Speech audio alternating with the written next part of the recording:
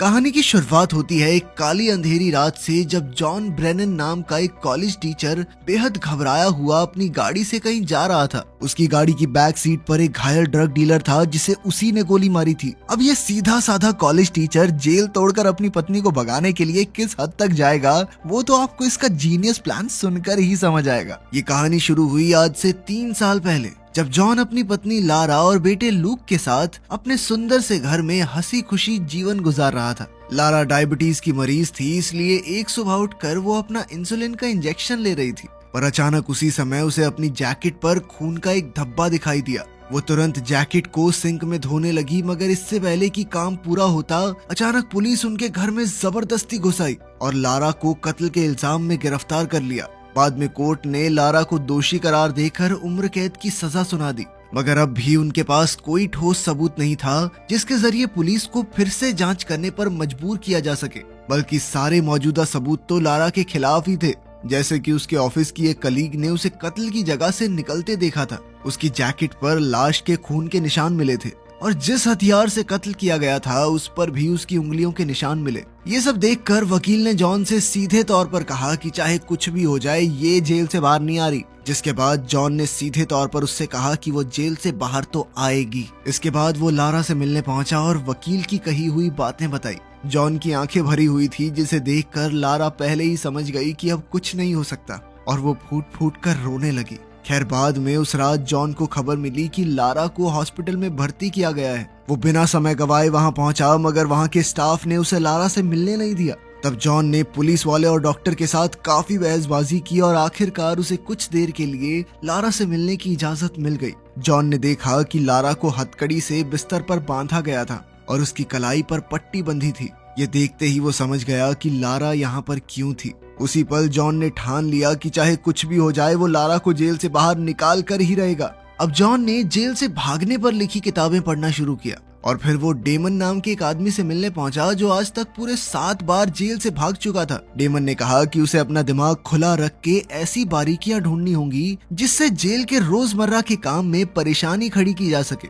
उसे अपनी मंजिल पहले ही सोचकर रखनी होगी और ये ऐसी जगह होनी चाहिए जहाँ ज्यादा टूरिस्ट न जाते हो। वहाँ पहुँचने का सारा इंतजाम पहले ही करके रखना होगा। साथ ही बस, ट्रेन स्टेशन और एयरपोर्ट से दूर रहना होगा। इसके अलावा उन्हें ऐसे नकली कागजात बनवाने होंगे जिन्हें कोई आसानी से पहचान न पाए और किसी दूसरी स्टेट से होते हुए भागना होगा। और सबसे जरूरी बात कि उसे सारी पेमेंट कैश से करनी होगी ताकि कोई उसकी लोकेशन ना पता कर सके। इसका मतलब ये था कि उसे इतना कैश इकट्ठा करना होगा जो लगभग 5 साल तक चले, क्योंकि तब तक केस थोड़ा ठंडा पड़ जाएगा। इस प्लान का सबसे मुश्किल काम था पिट्सबर्ग शहर के ब्रिजेस को पार करना, क्योंकि वहां पर 9/11 के आतंकी हमले के बाद पुलिस पूरे शहर को सिर्फ 15 मिनट में सील करना सीख गई थी। इसके अलावा उसे अपने माँ बाप और दोस्तों से हमेशा के लिए दूर होना होगा और शायद जरूरत पड़ने पर उसे किसी की जान भी लेनी पड़े। ये सब सुनकर जॉन अपने घर लौटा और फिर वो एक दीवार पर नक्शे और तस्वीरें चिपका कर अपने प्लान का हिसाब लगाने लगा। इसके अलावा वो जब भी लारा से मिलने जेल में जाता था, वो वहाँ की बारीकियों पर काफी गौर करता था। उसने देखा कि लिफ्ट में की होल था और दूसरी ओर कुछ कर्मचारी छत की लीकेज ठीक करने आए थे। साथ ही उसने ये भी देखा कि कौन से ट्रक्स रोज वहाँ रुकते थे। अब जॉन अपना प्लान बनाने में इतनी शिद्दत से घुस चुका था कि वो कॉलेज में पढ़ाते समय भी अपने लैपटॉप पर इन्हीं बारीकियों की जांच करता रहता। तब उसने अपने घर को भी बेचने का फैसला किया, क्योंकि इस प्लान के लिए उसे ढेर सारे पैसे चाहिए थे। अब उसे नकली कागजात बनवाने थे, जिसके लिए वो एक खतरनाक मोहल्ले में जाने लगा। वहाँ उसने एक डीलर से ऑक्सीकॉन्टिन ड्रग खरीदना शुरू किया और बातों ही बातों में उससे नकली पासपोर्ट बनाने वाले का पता पूछा। काफी कोशिशें करने के बाद उसे एक आदमी मिला जिसने उसे बार में जाकर एक डीलर से मिलने को कहा, लेकिन यहाँ जॉन के साथ धोखा हो गया और कुछ गुंडे उसके पैसे चुरा कर ले गए। तभी बार में बैठे माइक नाम के आदमी ने ये सब देख लिया। खैर, कुछ दिन बाद जॉन एक बार फिर से उसी मोहल्ले में गया और इस बार 2 बाइक्स ने उसका पीछा किया। जैसे ही जॉन घर वापस पहुंचा तो उसके दरवाजे की घंटी बजी। जॉन ने दरवाजा खोला तो माइक उसके सामने खड़ा था। तब माइक ने कहा कि वो उसके लिए नकली पासपोर्ट्स बना सकता है। जॉन ने उसे कुछ तस्वीरें और एडवांस में पैसे दिए और फिर कहा कि आज के बाद मेरे घर वापस मत आना। जॉन ने कहा कि वो किसी और जगह पर पासपोर्ट लेने आएगा। माइक इसके लिए राजी हो गया, लेकिन उसने जॉन से कहा कि अगर मैं दिए हुए टाइम पे नहीं पहुंचा तो तुम वहां से चुपचाप भाग जाना। इसके बाद हम देखते हैं कि जॉन प्लान के मुताबिक एक बंदूक खरीदने पहुंचा और फिर उस दुकानदार से बंदूक चलानी सीखी। फिर अगले दिन वो माइक की बताई हुई लोकेशन पर पासपोर्ट लेने पहुंचा। मगर थोड़ी देर इंतजार करने के बाद जॉन को महसूस हुआ कि माइक लेट हो चुका है, पर फिर भी वो गया नहीं, वहीं बैठा रहा। कुछ ही देर में वहाँ मौजूद एक गाड़ी चली गई और तभी माइक उससे मिलने आया। माइक ने उसे इतनी देर तक रुकने के लिए डांटा क्योंकि असल में जो गाड़ी अभी गई वो एक पुलिस वाले की थी। खैर फिर उसने जॉन को नकली कागज थमा दिए और कहा कि तुम इस काम के पीछे पागल हो चुके हो और यही पागलपन तुमसे कोई गलती करवाएगा। खैर इसके बाद हम देखते हैं कि जॉन ने एक बम्प की बनानी सीखी, यानी एक ऐसी चाबी जो कोई भी ताला खोल सकती है। उसने इंटरनेट से देखकर ये चाबी बनाई और अगली बार जेल जाने पर इसका इस्तेमाल करने का फैसला किया। जिस दिन वो जेल गया उसने मेटल डिटेक्टर में अपनी बाकी चाबियों के साथ बम्प की भी डाल दी और जब वो डिटेक्टर से आगे बढ़ा तो उसने पुलिस वाले के देखने से पहले ही चुपके से चाबी उठा ली। जब वो बाकी लोगों के साथ हॉलवे में आगे बढ़ रहा था तो जॉन जानबूझकर सबसे पीछे रहा और फटाफट उसने एलिवेटर में चाबी लगाने की कोशिश की, पर बदकिस्मती से चाबी टूट गई और उसका आधा हिस्सा छेद में ही रह गया। जॉन ने उसी पल अपने हाथ में मौजूद दूसरा हिस्सा फेंक दिया और बेकसूर होने का नाटक करते हुए वहाँ खड़ा हो गया। कुछ ही पलों में एक पुलिस वाले ने वहाँ आकर ये देख लिया। तभी पुलिस वालों ने बाहर से आए सभी लोगों से पूछताछ करनी शुरू कर दी। जब जॉन की बारी आई तो उसने सिक्योरिटी कैमरा की फुटेज में देखकर कहा कि मैं तो इसमें दिखाई नहीं दे रहा, ये लंबा सा आदमी है ना, इसके पीछे था मैं। ये सुनकर ऑफिसर को उस पर थोड़ा शक तो हुआ, मगर सिर्फ शक के आधार पर कार्रवाई नहीं की जा सकती, इसलिए उन्होंने जॉन को जाने दिया। जैसे ही जॉन जेल के दरवाजे से बाहर निकला तो घबराहट के मारे उसकी हालत खराब हो गई। ये सब डिटेक्टिव क्विनिन ने देख लिया और उसे भी जॉन पर शक हो गया। तब से क्विनिन ने जॉन पर नजर रखनी शुरू कर दी, लेकिन जॉन इससे बिल्कुल अनजान था, बल्कि वो तो धीरे धीरे अपने घर का सामान बेचने में लगा हुआ था और जब भी उसका भाई उससे मिलने आता तो जॉन छुप कर बैठ जाता। एक दिन दोपहर के समय जॉन लूक को पार्क ले गया तो लूक के दोस्त कैरी की माँ ने उसे कैरी की बर्थडे पार्टी में आने के लिए इनवाइट किया। खैर बाद में जॉन एक बार फिर अपने प्लान की तैयारी में जुट गया। एक दिन अचानक उसने जेल के बाहर रुकने वाली नई वैन देखी और उसी पल उसके दिमाग में जबरदस्त आइडिया आया। अब वो मेडिकल वैन्स के जरिए अपने प्लान को अंजाम देने वाला था। फिर जॉन ने लारा की डायबिटीज पर थोड़ी रिसर्च की और बाद में लगातार वैन का पीछा करके उसके आने जाने का समय पता लगाया। इसके अलावा उसने इंटरनेट से एक टेनिस बॉल के जरिए गाड़ी का लॉक खोलने की ट्रिक भी सीखी। फिर अगले दिन उसने बॉल वाले तरीके से मेडिकल वैन का दरवाजा खोला और लारा के टेस्ट रिपोर्ट्स की तस्वीरें ले ली। बाद में उसने नकली टेस्ट रिपोर्ट बनाई जिसके मुताबिक डॉक्टर्स को ऐसा लगे कि लारा की हालत काफी खराब है। अगली बार जब जॉन लारा से मिलने गया तो लारा ने उसे काफी बुरी खबर दी। असल में 3 दिन बाद उसे इससे भी कड़ी जेल में भेज दिया जाएगा। ये सुनते ही जॉन के पैरों तले जमीन खिसक गई, क्योंकि अब उसे कैसे भी करके आने वाले 3 दिनों में अपने प्लान को अंजाम देना होगा। उसकी सबसे बड़ी दिक्कत तो पैसों की थी, क्योंकि अब तक उसका घर बिका ही नहीं था। आखिरकार उसने अपनी बंदूक उठाई और एक बैंक लूटने के इरादे से निकल पड़ा, मगर वहां पहुंचकर भी वो बैंक लूटने की हिम्मत नहीं जुटा पाया। बाद में वो फिर से लारा से मिलने गया और कहा कि वो उसे दूसरी जेल में भेजने के खिलाफ अपील करेगा। ये सुनकर लारा उससे काफी नाराज हो गई, क्योंकि जॉन सच्चाई अपनाने के लिए तैयार ही नहीं था। लारा ने कहा कि वो किसी सपने में जी रहा है जहां उसे लगता है कि वो जेल से छूट सकती है, मगर असलियत में ऐसा कुछ होने की कोई उम्मीद ही नहीं है। आखिरकार जॉन को रोकने के लिए लारा ने उसके सामने कबूल कर लिया कि उसने ही कत्ल किया था। वो चाहती थी कि जॉन जिंदगी में आगे बढ़े, दूसरा परिवार बसाए, लेकिन जॉन को अब भी उस पर यकीन नहीं हुआ और वो फिर से लारा से मिला। इस बार जॉन ने उसे भरोसा दिलाया कि तुम हिम्मत मत हारो, मैं तुम्हें जेल से छुड़वाऊंगा। अब जॉन को जैसे तैसे पैसों का इंतजाम करना था, इसलिए रात होते ही जॉन उसी खतरनाक मोहल्ले में गया और फिर एक डीलर का पीछा करते हुए उसके बॉस के घर तक पहुंच गया। मौका मिलते ही जॉन ने अचानक डीलर को पकड़ लिया और उसे धक्का देकर घर के अंदर घुस गया। इसी दौरान घर के कुत्ते ने उसकी टांग पर काट लिया, लेकिन फिर जॉन ने उन्हें अपनी बंदूक से धमकाया और एलेक्स को कहकर कुत्ते को कमरे में बंद करवा दिया। अब जॉन ने उनसे पैसों की मांग की तो उन्होंने अपनी जेब में रखे सारे पैसे उसे दे दिए। एलेक्स ने जॉन से कहा कि तेरे अंदर किसी को मारने की हिम्मत नहीं है, कुत्ते तक पे गोली तो चला नहीं पाया तू। लेकिन तभी जॉन ने उन्हें डराने के लिए जमीन पर विस्की गिराकर उसमें आग लगा दी। अब एलेक्स ने कहा कि घर में एक बच्चा है और उसे आग से बचाने के लिए वो ऊपर दौड़ा। तभी जॉन भी डीलर को अपनी ढाल बनाकर उसके पीछे पीछे चला गया। यही चीज जॉन के काम आई, क्योंकि असल में तो एलेक्स ऊपर बंदूक लेने आया था। जैसे ही एलेक्स ने जॉन पर गोली चलाई तो वो डीलर को जा लगी। अब एलेक्स ने फिर से उस पर हमला करने की कोशिश की, मगर जॉन ने पहले ही उसे गोली मार दी। इसके बाद जॉन ने सारे कमरों की तलाशी ली और जल्द ही पैसों से भरा बैग उसके हाथ लग गया। मगर जब वो यहाँ से भाग रहा था तो उसने देखा कि डीलर अब भी जिंदा था और दर्द से करहाते हुए उसकी मदद मांग रहा था। दरअसल यहीं से कहानी की शुरुआत हुई थी, जब जॉन बुरी तरह जख्मी डीलर को अपनी गाड़ी में ले जा रहा था। रास्ते में उसकी गाड़ी की टेल लाइट भी टूट गई थी। खैर, जॉन ने उसे हॉस्पिटल पहुंचाने के बारे में सोचा, लेकिन इससे पहले कि वो कोई फैसला कर पाता, डीलर ने उसकी गाड़ी में ही दम तोड़ दिया। आखिरकार जॉन ने उसकी लाश एक बस स्टॉप पर छोड़ दी और फिर अपने प्लान के मुताबिक एक पार्किंग लॉट में जाकर फेंस काटने में लग गया। उधर एलेक्स के घर में आग लग चुकी थी और जल्द ही पुलिस वहां छानबीन के लिए आ पहुंची। उन्हें जमीन पर खून मिला और साथ ही सबूत के तौर पर गाड़ी की टूटी हुई टेल लाइट उनके हाथ लग गई। इधर जॉन काम खत्म करके अपने माँ बाप के घर रात बिताने चला गया। बाद में जब उसके पिता उसका बैग उठाकर रख रहे थे तो उनकी नजर प्लेन टिकट्स पर पड़ गई और जल्द ही वो समझ गया कि जॉन क्या करने की प्लानिंग कर रहा है। फिर अगली सुबह जाने से पहले जॉन ने लूक से अपने दादा दादी के गले लगने को कहा। असल में वो जानता था कि ये उनकी आखिरी मुलाकात होगी। अंत में जॉन के पिता ने भी उसे जोर से गले लगा लिया और भरे मन से अलविदा कहा। आखिरकार आज जॉन अपने प्लान को अंजाम देने वाला था। जल्द ही उसने सारा सामान बांधा और अपनी प्लानिंग के सारे नक्शे और कागज उसने फाड़ कर 2 अलग अलग कूड़े के बैग्स में भर दिए। इसके बाद वो मेडिसिन सेंटर पर पहुंचा और वहां की फोन लाइंस काट दी।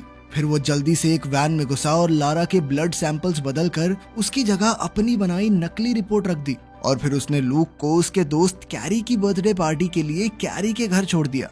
जाने से पहले उसने कैरी की माँ से कहा कि अगर उसे आने में थोड़ी देर हो जाए तो लूक की जेब में उसके दादा दादी का फोन नंबर है।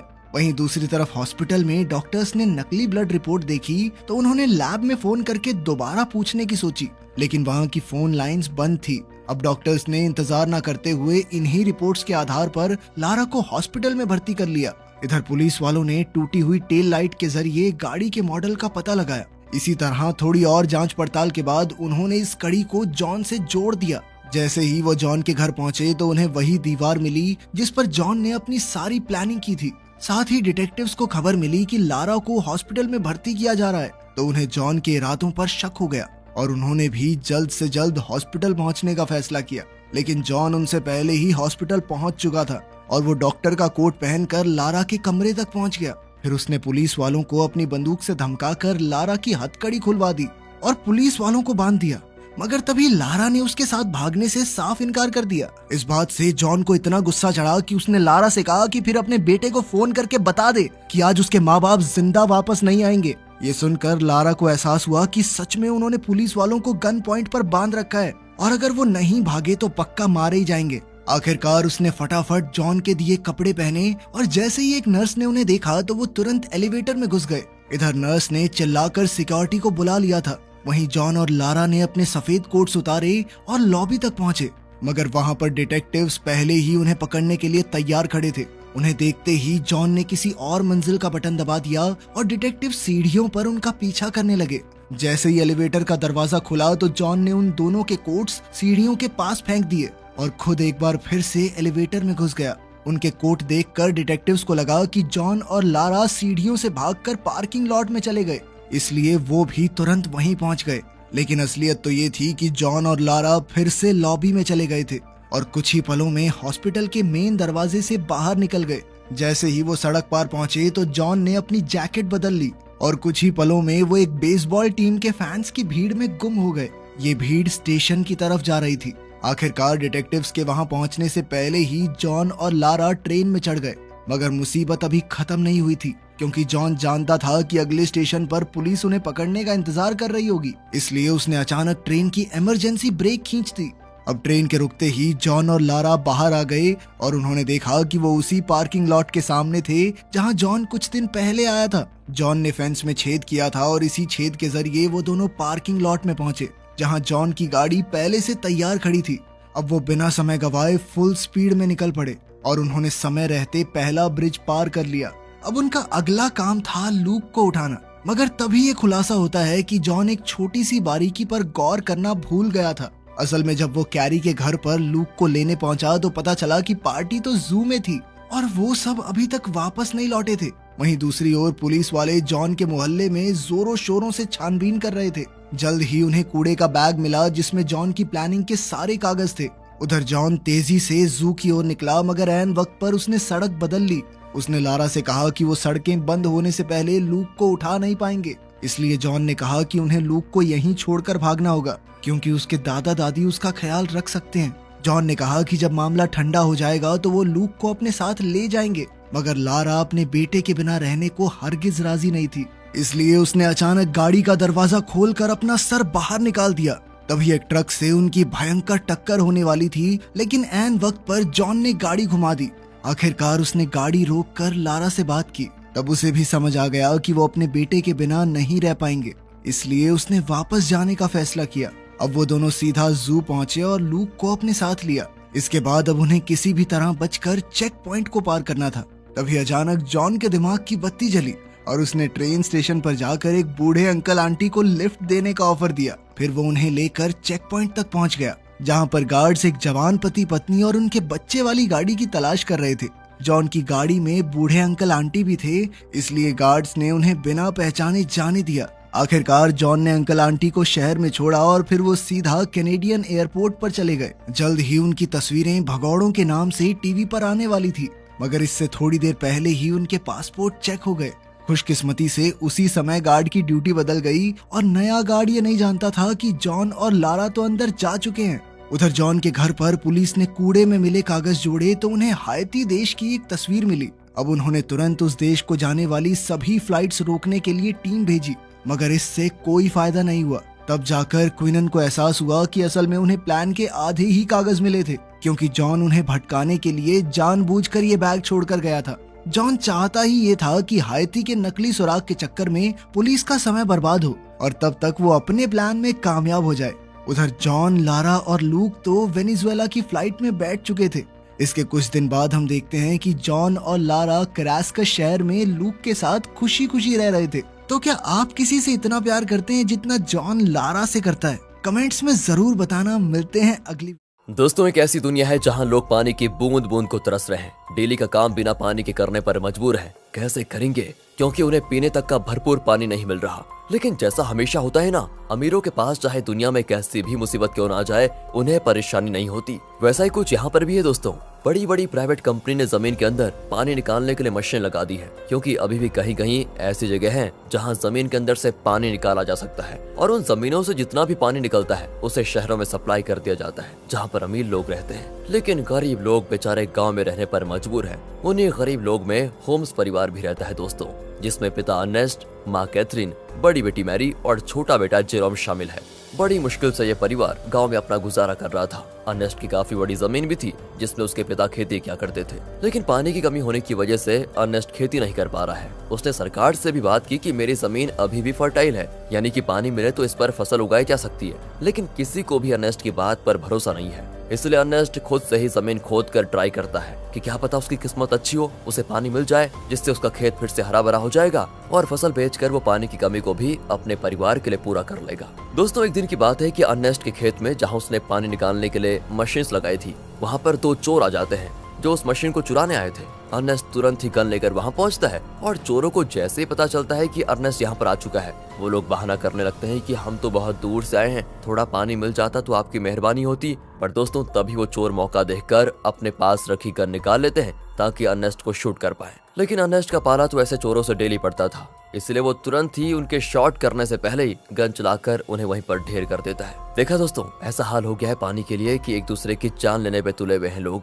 अर्नेस्ट अपनी मशीन को चेक करने आता है, लेकिन बेचारे को पता चलता है कि यहाँ से जो थोड़ा बहुत पानी निकलता था वो भी खत्म हो चुका है। इसका मतलब कि अब उसे दूसरी जगह फिर से गड्ढा खोदकर मशीन लगानी होगी ताकि वहाँ से पानी निकाला जा सके। अर्नेस्ट अब जेरोम के साथ वाटरमैन के पास जाता है। दोस्तों, वाटरमैन ऐसे लोगों का ग्रुप है जो प्राइवेट कंपनी के लिए काम करते हैं, बड़ी बड़ी मशीनों को लगाना ताकि अंदर से पानी निकाला जा सके, और ये पानी शहर में सप्लाई किया जाता है। वैसे अर्नेस्ट इन लोगों को शराब या खाने पीने की चीजें डिलीवर करने का काम करता है। वो शहर से सारी चीजें अपने गधे पर लाद कर लेकर आता है और इन वाटरमैन को दे देता है। उन्हीं वाटरमैन में मैक्स नाम का एक आदमी भी शामिल है, जिससे अर्नेस्ट की थोड़ी अच्छी पहचान होती है। अर्नेस्ट मैक्स से कहता है कि देखो भाई, तुमने यहाँ बड़ी मशीन लगाने का काम शुरू कर दिया है। यहाँ से थोड़ी दूर मेरा खेत है जहाँ पानी आता था वैसे, लेकिन तुम्हारे यहाँ वो बड़ी मशीन लगाने की वजह से जो थोड़ा बहुत पानी मेरे खेत को मिलता था अब वो भी बंद हो गया है। क्या तुम अपनी इन बड़ी मशीनों की लाइन दूसरी जगह नहीं लेकर जा सकते? मैक्स कहता है कि ये तो मेरा काम नहीं है, तुम्हें बात करनी है तो तुम हमारे बॉस से जाकर कर सकते हो। अर्नेस्ट को पता होता है कि बॉस तो उसकी सुनने वाला है नहीं, इसलिए वो बेचारा अपना छोटा सा मुंह लेकर जेरोम के साथ घर आने के लिए निकल आता है। लेकिन जब इंसान की किस्मत खराब हो तो उसके साथ बुरी चीजें होने में टाइम नहीं लगता। ऐसा ही अर्नेस्ट के साथ भी हो जाता है। आते समय उसके गधे का पैर पत्थर से टकराने की वजह से वो नीचे गिर जाता है और गिरने की वजह से उसकी एक टांग टूट जाती है। बेचारा गधा प्यास से पहले परेशान था, टांग टूटने से उसको और तड़पन होती है, इसलिए अर्नेस्ट उसकी तकलीफ को खत्म करने के लिए मजबूरन उससे वहीं मार डालता है। दोस्तों क्या करता बेचारा।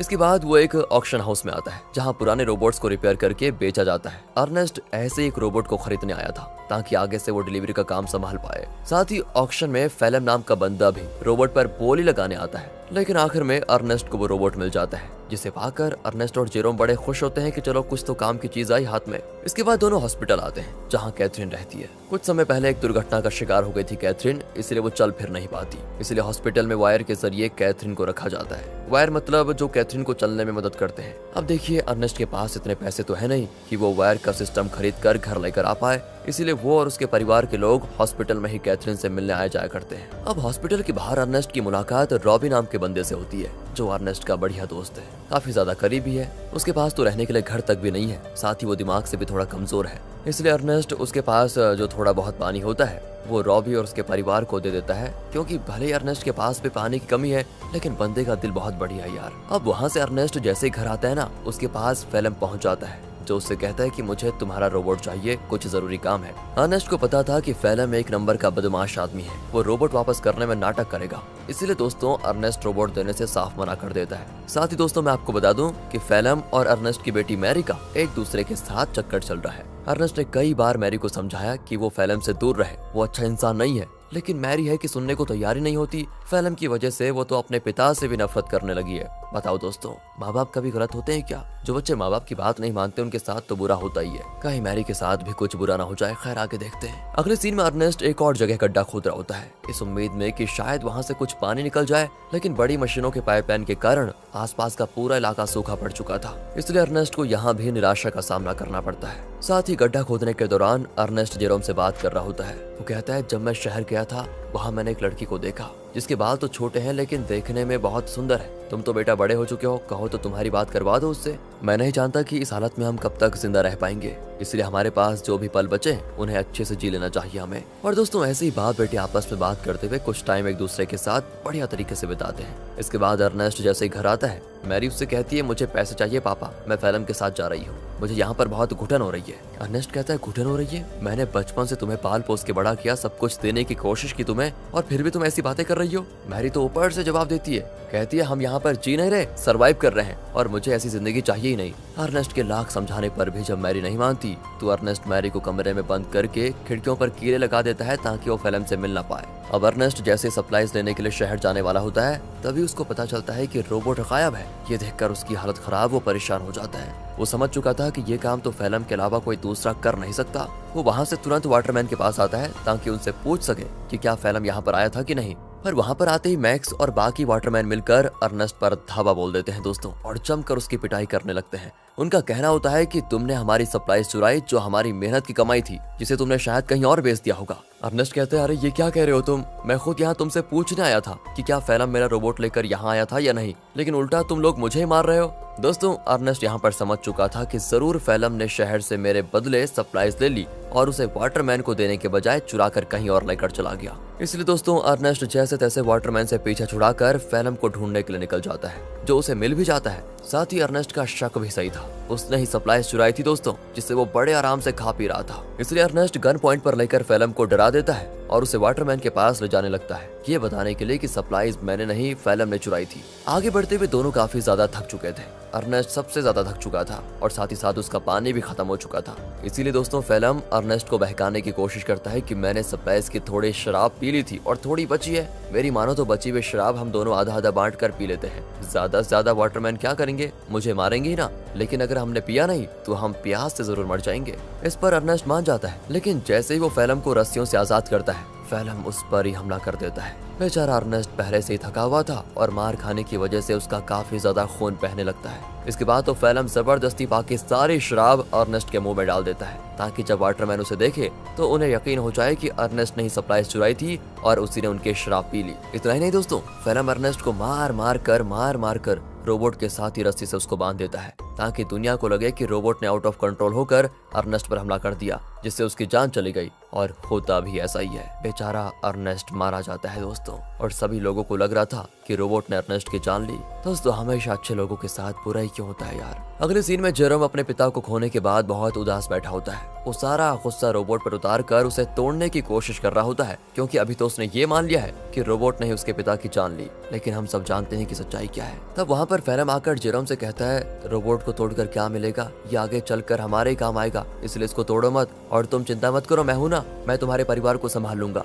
तुम्हारे और मैरी का अच्छे से ख्याल भी रखूंगा। पता हो दोस्तों, कातिल मसीहा बनने की कोशिश कर रहा है। अगले सीन में दिखाते हैं कि फेलम मैक्स के पास आकर कहता है, मुझे पानी की एक पाइपलाइन चाहिए ताकि उसकी मदद से मैं अर्नेस्ट की जमीन पर खेती कर सकूं। मैक्स कहता है, मैं क्या तुम्हारा कोई नौकर हूं, जो तुम कहोगे और मैं कर दूंगा। तो फेलम उससे कहता है कि अच्छा, तुम्हें मानना पड़ेगा दोस्त, मानना पड़ेगा। वो दोस्तों उसका चाकू दिखाते हुए कहता है, ये चाकू तो याद है तुम्हें, उस दिन जब सप्लाईज लेकर तुम लोगों ने अर्नेस्ट पर हमला किया था, तब ये चाकू अर्नेस्ट ने तुमसे ले लिया था और मुझे ये चाकू उसकी बॉडी के पास मिला जिसमें तुम्हारा नाम लिखा हुआ है। सभी जानते हैं कि मरने से एक रात पहले सप्लाईज लेकर तुम्हारी और उसकी लड़ाई हुई थी। तो मैं क्या सोच रहा था कि मैं जाकर सभी को ये बात बता देता हूँ कि लड़ाई के दौरान तो मैक्स अर्नेस्ट को नहीं मार पाया, लेकिन अगले दिन जब उसे मौका मिला तो उसने अर्नेस्ट को मार दिया और आरोप डाल दिया रोबोट पर। यह सुनकर मैक्स घबरा जाता है और फेलम की बात मानते हुए कंपनी से छुपाकर एक सीक्रेट पाइपलाइन अर्नेस्ट के खेत में चालू करवा देता है, जिससे दोस्तों खेत को पानी मिलना शुरू हो जाता है। सभी बड़े खुश होते हैं कि यहाँ पर फिर से खेती हो सकेगी।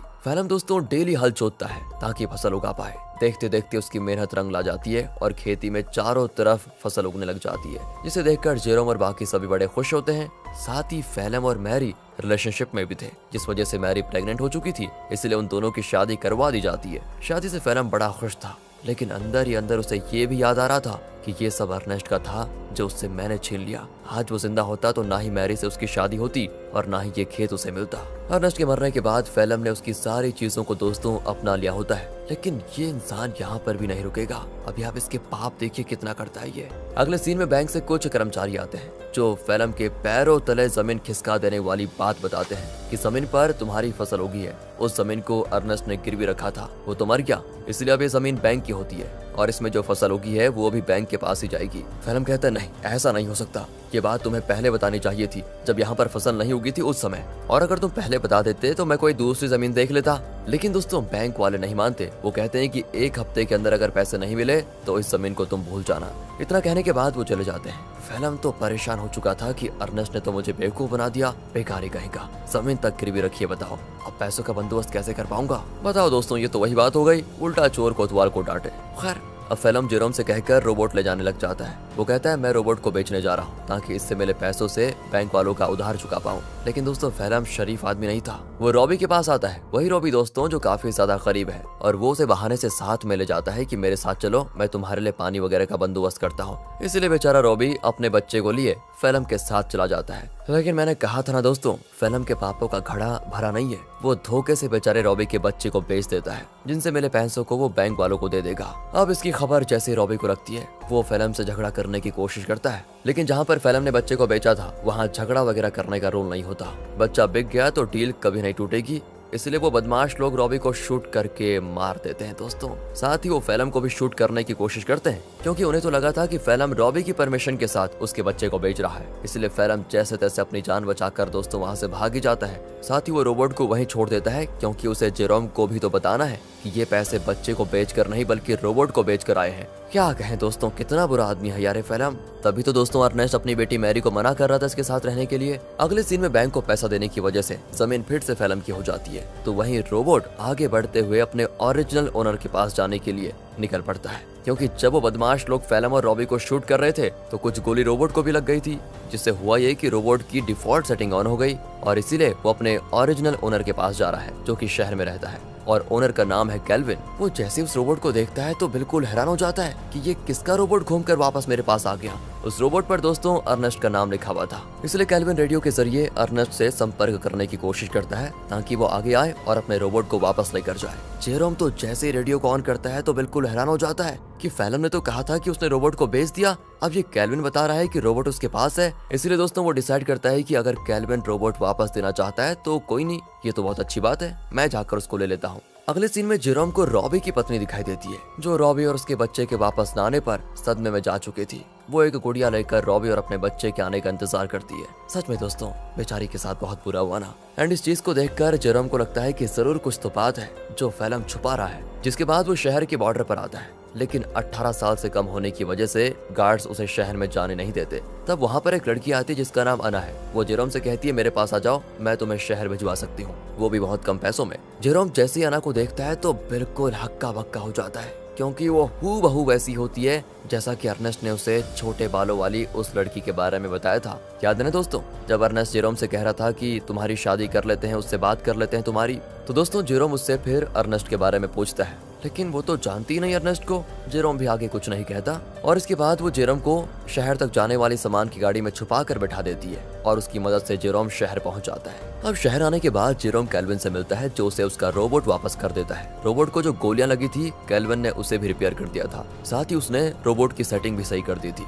तब जेरोम जैसे ही रोबोट को ध्यान से देखता है तो पता चलता है कि इसमें तो कैमरा लगा हुआ है जो कि लेजर बीम की मदद से वीडियो रिकॉर्ड करता है। वीडियो साफ रिकॉर्ड तो नहीं होता, लेकिन इतनी क्लियर जरूर होती है कि उसे देखा जा सके। और तब उन वीडियोस में जेरोम को उसके अर्नेस्ट के साथ बिताए हुए पल दिखाई देते हैं जिन्हें रोबोट ने रिकॉर्ड कर लिया था। उन्हीं वीडियो में दोस्तों वो वीडियो भी होती है जब फैलम अर्नेस्ट को मार रहा था और रस्सी से बांधकर उसे रोबोट के साथ जोड़ दिया था। इस चीज को देखकर जेरोम को एकदम से सदमा लगता है। उसे सच्चाई का पता चल चुका था कि उसके पिता का मरना कोई एक्सीडेंट नहीं था, बल्कि फैलम की सोची समझी साजिश थी। इसलिए वो रोबोट को लेकर वापस घर आ जाता है और आते ही फैलम को ये नहीं बताता कि उसको सब कुछ पता चल गया है, क्योंकि अगर मैरी को मालूम पड़ा कि ये सब फैलम ने किया तो वो तो सदमा बर्दाश्त नहीं कर पाएगी। ऊपर से वो प्रेग्नेंट भी है। इसीलिए जेरोम एक प्लान बनाता है। वो फैलम से कहता है कि मैंने रेडियो पर सुना कि रॉबी तुम्हें बुला रहा है। अब ये सुनकर फैलम परेशान कि रॉबी तो मर चुका है, ये कौन सा रॉबी बुला रहा है। इसलिए वो कहता है कि शायद वो कोई दूसरा फैलम होगा जिसके लिए वो रॉबी बोल रहा है। अब प्लान फेल होता देखकर जेरोम एक लेटर लिखता है फैलम को, ताकि फैलम को ऐसा लगे कि ये लेटर रॉबी ने भेजा है और वो उसे उसी जगह पर बुला रहा है जहाँ पर अर्नेस्ट मरा था। लेटर देखकर फैलम समझ चुका था कि कुछ तो गड़बड़ी है, मुझे वहाँ पर जाकर देखना ही पड़ेगा। इसीलिए वो उसी जगह पर जाता है जहाँ पर उसने अर्नेस्ट को मारा था। आगे बढ़ते हुए उसे जमीन पर बना हुआ गड्ढा दिखाई नहीं देता और गलती से वो उसे गड्ढे में गिर जाता है, जहाँ गिरने से उसका पैर टूट चुका था और वो मदद के लिए चिल्ला रहा होता है। तब वहाँ पर जेरोम गन लेकर आता है। उसे इतने गुस्से में देखकर फैलम समझ जाता है कि जेरोम को सब कुछ पता चल चुका है और ये सारा प्लान जेरोम का ही था। तब फैलम जेरोम को बहलाते हुए कहता है, देखो जो हुआ मैं उसके लिए शर्मिंदा हूँ, मुझे माफ कर दो, लेकिन देखो मैंने मैरी और तुम्हारे कितना अच्छे से ख्याल रखा। अगर मुझे कुछ हुआ तो मैरी ये सदमा बर्दाश्त नहीं कर पाएगी, इसलिए मुझे जाने दो। लेकिन जेरोम उसकी एक नहीं सुनता और सीधे फैलम को शूट करके मार डालता है। इसके बाद वो रोबोट की मेमोरी भी रेज कर देता है ताकि कभी मैरी ये सब कुछ देख ही ना पाए। वो नहीं चाहता कि मैरी कभी कुछ इसका सच जाने। कुछ दिन गुजर चुके थे। फैलम के घर न आने पर मैरी बहुत परेशान होती है। जेरोम कहता है कि वो अच्छा इंसान कभी था ही नहीं, तुम्हें छोड़कर वो भाग गया। और ये सुनकर मैरी एकदम उदास हो जाती है और अपने दिल से फैलम के लिए प्यार खत्म कर देती है। दोस्तों उल्टा वो उससे नफरत करने लगती है। जेरोम ने बड़ी शांति से अपना बदला ले लिया। इसके बाद जेरोम और मैरी घर चलाना शुरू करते हैं, क्योंकि खेत उन्हें मिल चुका था। उन्हीं फसल को बेचकर वो पैसे जमा करेंगे ताकि अपनी माँ को हॉस्पिटल से घर लेकर आए। और इसी मिक्स फीलिंग के साथ दोस्तों ये मूवी यहाँ पर खत्म होती है। बाकी अगर आपको वीडियो अच्छी लगी हो, एक्सप्लेनेशन अच्छा लगा हो तो लाइक कीजिए, चैनल को सब्सक्राइब करें। मिलते हैं अगली वीडियो में, ध्यान रखेगा अपना and finally thanks for watching.